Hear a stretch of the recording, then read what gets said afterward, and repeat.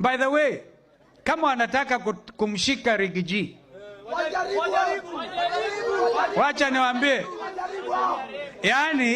yani William Ruto na timu yake wanataka kumshika ndugu Rigiji, waseme ati ameincite watu. Kitendo cha kumkamata Rigiji, I want you to know, Kenya kwisha, Kenya kwanza. Tutatoka katika kila pembe, tutaenda tuwafukuzeni. Why do you want to go ahead? Kwa nini mnataka kwenda nyumbani hata kabla ya uchaguzi?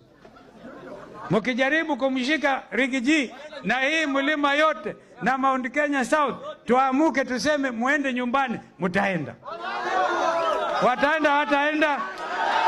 Wangapi akimshika Rigiji wataenda nyumbani? So mambo ya matisho, wacheneni na matisho. Follow whatever